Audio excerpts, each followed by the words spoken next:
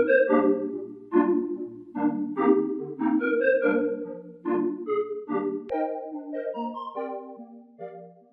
this is Brooks Flanagan from SCS Cloud, and I'm joined today by Josh Lasov, who is a NetSuite expert. He's helped over 100 companies implement NetSuite, anywhere from startups to Fortune 1000 companies. We're here today to talk about how cash is king through the COVID pandemic. Our NetSuite customers have been laser focused on cash and deployed some very strategic automation processes in NetSuite to ensure their working capital is optimized. Josh, can you tell us a little more about these best practices and what you've seen our leading customers deploy in NetSuite? Let's start with accounts receivable, and then we can move into accounts payable and inventory management. Yeah, absolutely. And thanks, Brooks. So if we're starting with accounts receivable, now that people are working from home, the landscape has changed. So we have less oversight, less control over maybe some of our employees, yet cash is more important than ever without knowing what's next and what the uncertainty is. And while the pandemic has disproportionately affected different customers and different industries, we're all starting to look at our metrics a little bit closer to identify trends and see what's going on to make sure we're in control. So across our customer base, there's been a couple of really key strategies that we're seeing over and over again that's making it easier to manage your workforce as they're working from home while focusing on things like working capital and making sure that we're collecting our cash timely and accurately. So to start, I want to show you guys a little something in NetSuite as how we can help you improve, or how our customers have improved and used NetSuite to collect cash. So I'm going to share my screen. So when we talk about accounts receivable and how cash is king and what we can do to speed up our working capital, it's really all about automation. And these are tactics that are not only strategic during the current environment, but also long-term. And we're seeing our customers deploy these as a way to continuously grow and manage the business without necessarily having to add headcount. So there's a big ROI on this stuff. So the first one I want to talk about is time to invoice, right? How long does it take us to create invoices? So in NetSuite, what we're seeing our customers do is they might have automation that creates an invoice. So here I've got an invoice that's already been created, but how our customers are getting to this stage is dependent upon their business processes. Some customers will have automation in NetSuite that says as soon as an order is fulfilled, generate the invoice. Other customers have alerts and alarms that go off and are sent to them if there's too long of a gap between a sales order creation and an invoice creation. Because at the end of the day, when you look at how long does it take you to collect cash, you also have to add in the time it takes you to create the invoice. So with NetSuite, we can proactively automatically create invoices based on business rules that we can set up in NetSuite using workflows or scripts. Additionally, we can also have alerts and alarms in forms of reports and reminders or emails that come to us that tell us, okay, we need another invoice generated. The next one is we need to be able to collaborate around accounts receivable. Now that we're all scattered about, working from home, working remote, we need to be able to see what's going on with the transaction because different people may need to touch it. So here I have an invoice in NetSuite that's open. And I can see on this invoice that I have all types of information, the customer, the invoice date, the invoice number, and so forth and so on. And what information I capture is ultimately up to me. I can also see what I've sold. But the key thing in my perspective is here in the communications. So this is where we can all collaborate around an invoice to see what's going on. So when I'm looking at my AR aging, or I'm looking just at customers open receivables in general, I can come in here and see what is going on with this invoice. Why has it not been collected? Well, I can see down here, I can have messages. This message says collections notice first past due. So I can always send emails manually out of NetSuite, and I'll show you how you can automate that as well. Additionally, I can have user notes, which could be internal notes that I want to store against this customer record. So maybe the sales rep says, hey, this is a proof of concept, or this is a trial. Give them some time before we press on the collections, right? Or maybe the CEO says, this is a strategic relationship. We're not worried about collections. So we can add notes in here so it's not like the accounts receivable team has to call someone else or send a bunch of messages to see what's going on. We can all collaborate here to save time and effort. But again, these messages to me are the most important part. When I think about accounts receivable effort and team, the last thing I want them to do all day, every day is follow up with people. What we've learned from our customers is by using automated messaging that people will pay their bills. They don't lose sight of them. They don't lose track of them. And sometimes they get tired of getting the reminder notices, so that's why they want to pay them. So just like in sales, you tell your sales reps, hey, it might take 5 or 7 touches to get a deal closed. It's the same concept when I'm collecting cash. It could take 5 or 7 touches to get a receivable paid, and you want to get it paid timely. So what we do with a lot of our customers, and they've deployed NetSuite, is automation. So here you can see a workflow. Now this workflow is after an invoice is overdue, and it can send a first notice.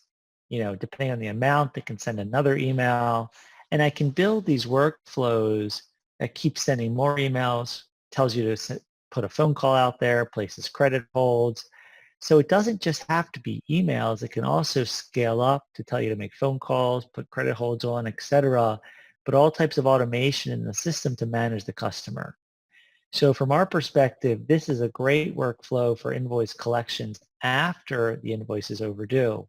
But another good one to create is before the invoice is due. You might have an automation that says send the invoice as soon as it's generated. When it's 15 days out, send a reminder. When it's 10 days out, another one. 5 days out, another one. 0 days, another reminder. And then up to 30 days overdue, send out reminders every 5 days that are a little bit more pointed until we get into a workflow like this where we need to start taking some actions. And what our customers are telling us when they do things like this is that they're actually seeing improved collection times, and they're spending a lot less time doing the process. Some of our customers will use portals to collect the cash. Some are still taking checks. All that's a little bit further downstream, but we want to get the customer to the point where they can actually issue us the funds. So just to summarize, the 3 best practices here in order to manage cash, especially now, and collections is 1, our time to creating an invoice has to come down through automation. And that's an easy, low-hanging fruit. We can set up business rules to have the invoices automatically generated. 2, we've got to collaborate around that invoice. So we've got to all be able to see what's going on with an invoice. So that way we're all aware and we know if there's action that needs to be taken.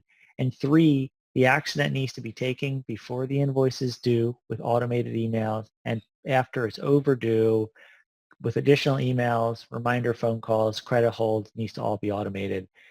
With this process in place, you can scale your accounts receivable without adding headcount, and you'll also reduce your collections or your day sales outstanding. All right, thanks, Josh. That was really helpful. Maybe now we can talk a little bit about inventory management. Absolutely.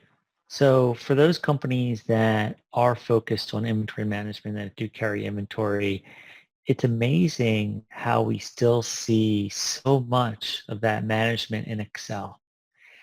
And it's not to say that there won't be certain things you still do in Excel, but the truth is the more dialed in we can get our inventory management, the more accurate we can get with what we should have on shelf or on hand, make sure our turns are strategically timed and we have more of a just-in-time inventory approach. Inventory is big dollars, and it's something that we really want to manage strategically.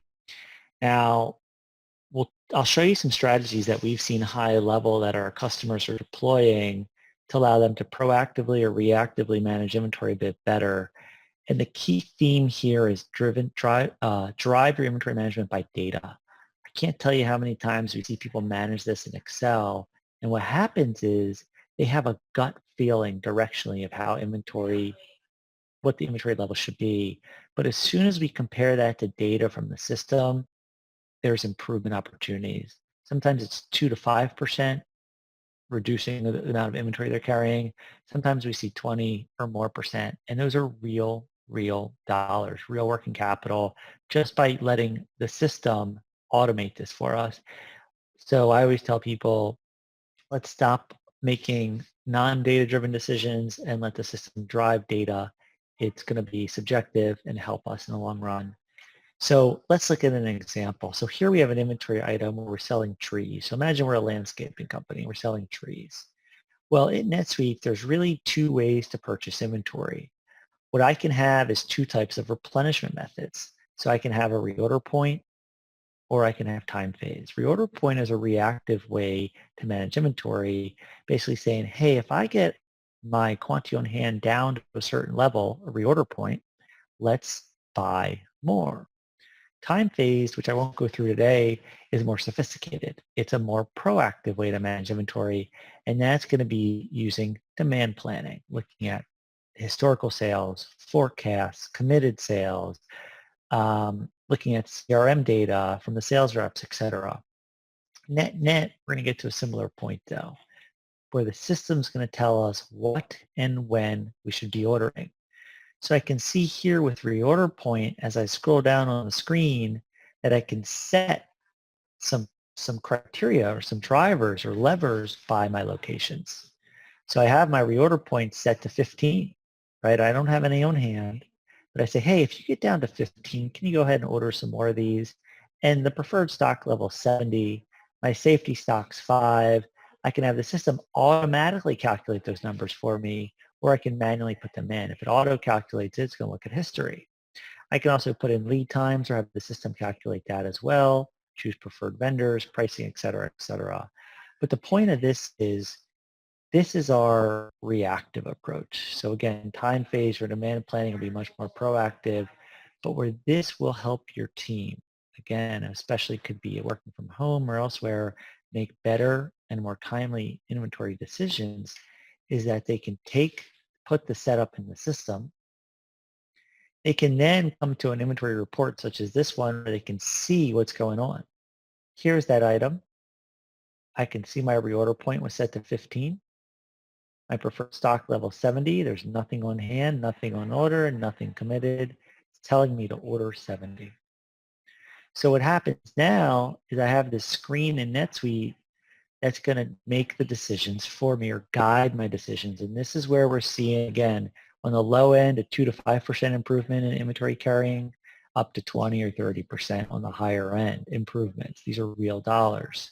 So you can see here when I have my order item screen is saying, hey, for that location, San Francisco, based on how you set up this queen palm tree item, your reorder point was 50, your preferred stock level is 70.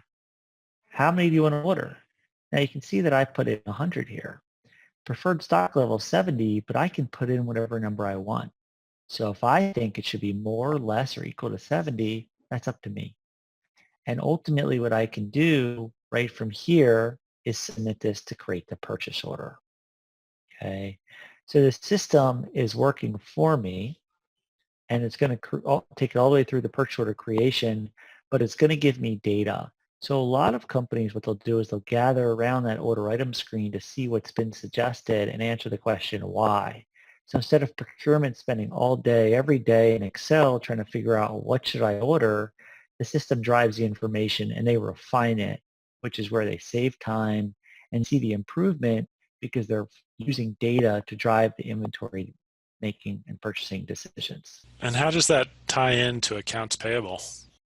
So accounts payable. So again, talking about displaced workforce and the focus on cash is king, accounts payable is no different. So there's a couple key strategies that we can deploy and let NetSuite help us with to improve our accounts payable performance. And again, these strategies are not only good during times of challenging times, but also good just as you're growing because the automations will carry forward and let you grow without adding more headcount. So if I'm looking at a vendor record here in NetSuite, the key things are my terms and my credit limits. make sure we've negotiated terms and credit limits with our vendors. Now, NetSuite can't help you negotiate, not yet, not in its current state, but it can capture this information and help automate when you're paying. So for example, the terms that I've captured here are pretty standard, 210 net 30. So when I go to pay a bill, NetSuite will actually suggest I take a discount of 2% automatically when the bill is less than 30 days due. So I can use that automation to save myself a little bit of money if I plan to pay within that time period. And now that evaluation as to whether or not to take the discount or pay late is a little bit company by company specific, but let the system automate that so it's one less thing for your people to think about, and it can proactively drive the bill payment for the right amount. Additionally, on the back end, I can have reports that run to show me non-compliance where I didn't take the discount, which probably would have been human error. So let the system drive that, as well as credit limit. So let's make sure we don't overspend with the vendor and put that limit in there as well. Now, what a lot of companies aren't doing is controlling purchasing as well as they could. So there's two key strategic ways to do that. One is with purchase contracts. So a purchase contract in NetSuite allows me to have entered negotiated terms with a vendor into the system. So, and then I can buy based on these negotiated terms. Historically, what a lot of our customers said is it was too much to manage. You know, how am I going to manage all these contracts? Where can I have it in this, I have it in Excel or in these documents, but NetSuite allows us to automate it. So for example, I have with my vendor Cray, I have a minimum and maximum amounts, start and end dates for contracts, what's the effectivity based on, things like that. But net, when I'm buying this item, this bike seat, what I can see is my pricing schedule. Now this is a very basic example, but you can see that as my quantities go up, and this could be across all orders. This could be per order. Again, a lot of flexibility, but I can see my rate or price, unit price, my unit economics here going down. So when I set up these relationships with my vendors, I know I'm going to save money, but managing them and executing on them is where people stopped using it. But certainly when we put in a tool that's already set up to handle this out of the box, we can go back to those conversations and those arrangements with the vendors for dying for our business, of course, and set up these things that are more strategic for our business. And then when I go to create purchase orders, it will automatically look up this purchase contract and say, wait a minute, we're not paying full base rate. We should be paying less because of XYZ contract that exists.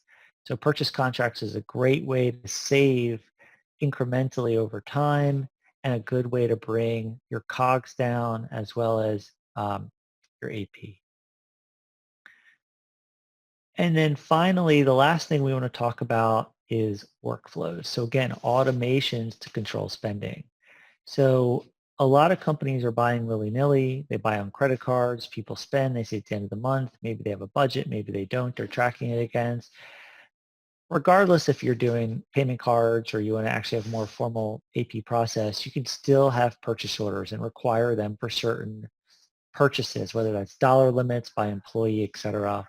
In NetSuite, out of the box, we have purchase order workflow. So I can initiate, I can have pending approval or approved and rejected purchase orders, and I can set on these workflows different criteria. So maybe it's dollar thresholds, maybe it's the type of items, maybe it's by department, maybe the approval process needs to go to certain managers or multiple managers for one or two level approvals. But again, here I can control the spending, and you'd be surprised what our customers are saying with a little bit of accountability, how much they're able to control that spending and that AP and retain cash. And then finally, on the back end, our customers are telling us how three-way matching and automation around that has really helped them as well. And what this is all about is making sure our purchase order matches our item receipt, which matches the bill from our vendor, or invoice from our vendor that we're ultimately going to pay. So the system can look to see if everything matches, as well as look at tolerance differences and validate those to see if the bill, as you're entering into NetSuite from the vendor, needs to go through an approval process once again. Maybe it does because there's no PO. Maybe it does because our rate went up, or we're buying more, paying for more than we initially purchased. So again, these are all proactive automation strategies on the purchasing side to control accounts receivable, to control cash, and allow us to do business processes that were at one point cumbersome, but now set it and forget it. We check a couple of reports here and there, and proactively, we're improving our cash balance because we're focused on these automation strategies. There's a lot to digest there. If somebody's interested in finding out more about this, what's the best way to get in touch with you? So if anyone wants to learn more, whether they're new to NetSuite and looking to implement it, or if they're already on NetSuite and have some questions how they can deploy these strategies, they can reach out to us at SCS Cloud. Any final thoughts or ideas you'd like to leave us with? Yeah, absolutely. So I think the key here is we've talked about a lot, but the truth is don't let it be overwhelming. We can certainly start small. These are all strategies that we've seen some of our smaller customers to our larger customers deploy. They're all seeing an ROI on these strategies. It's never too late to start. As a matter of fact, going into 2021, now is the best time to start. So if you're working with a system where you're using a lot of manual processes and spreadsheets, now is the right time to switch over to NetSuite, especially because it's cloud-based. You can operate it as your workforce is disparate, and we can help you move to the next level of running your business more efficiently and effectively. Thank you so much, Josh.